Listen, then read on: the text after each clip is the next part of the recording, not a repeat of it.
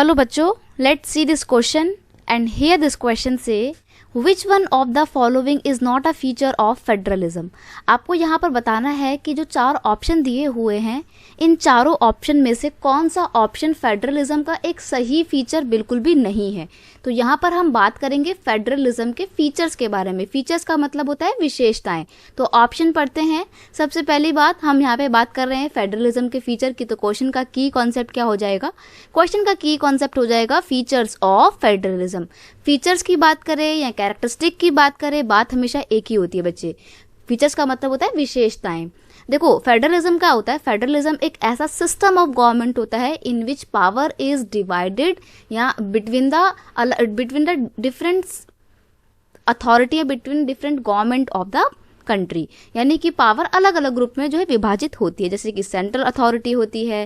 ठीक है, फेडरलिज्म है system of government in which the power is divided between a central authority and various constituent unit of the country. एक तो central government तो होती ही होती है, वो तो सभी देशों में होती है, लेकिन सेंटर के बाद भी अलग अलग कॉन्स्टिट्यूएंसी लेवल पे क्या होती हैं? गवर्नमेंट होती हैं। यहाँ तो वो स्टेट गवर्नमेंट हो सकती है, अगर हम इंडिया की बात करें तो यहाँ पे यूनियन गवर्नमेंट है, फिर स्टेट गवर्नमेंट है, और फिर स्टेट के अंदर भी बहुत सारी गवर्नमेंट तो रखी हैं, जैसे कि म्युनिसिपैलिटी गवर्नमेंट, पंचायती राज गवर्नमेंट, ये सब जो है।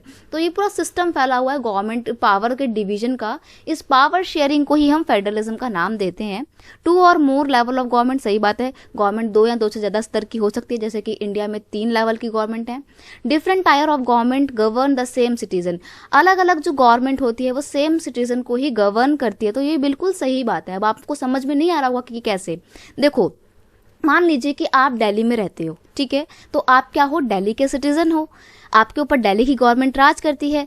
लेकिन दिल्ली क्या है? दिल्ली इंडिया का भी तो एक पार्ट है ना, इंडिया की भी तो कैपिटल है, तो सेंट्रल गवर्नमेंट भी उसके ऊपर राज करती है।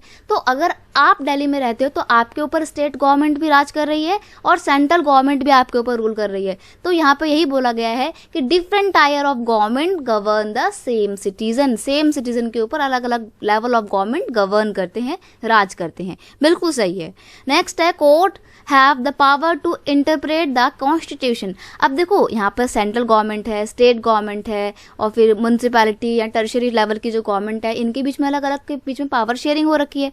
लड़ाई तो होना लाजमी सी बात है, जब साथ में रहेंगे तो लड़ाई तो होगी ही होगी। तो अगर कभी कोई कॉन्फ्लिक्ट आ जाता है और कॉन्स्टिट्यूशन को लेकर कोई भी मिसकन्फ्यूजन हो जाती है, तो ऐसे में कौन आता है सामने? जुडिशरी आती है, कोर्ट आता है, और वो संविधान को बिल्कुल सही तरीके से इंटरप्रेट करके बताता है कि किसका क्या काम है। तो यहाँ पर ये भी बिल्कुल सही है। नेक्स्ट है, the central government can order the state government. तो यहाँ पर ये गलत है। देखो, पावर का डिवीजन हो रखा है, लेकिन इसका ये मतलब नहीं है कि सेंट्रल गवर्नमेंट कभी भी जब चाहे कोई भी ऑर्डर दे देगी स्टेट गवर्नमेंट को। तो यहाँ पर ये चीज़ नहीं होती है। ऑर्डर नहीं दे सकते हैं, बस आप सजेशन दे सकते हैं। तो यहाँ पे आपका जो ऑप्शन 4 है वो क्या हो जाएगा? बिल्कुल सही आंसर हो जाएगा। I hope you understand it well. Best of luck.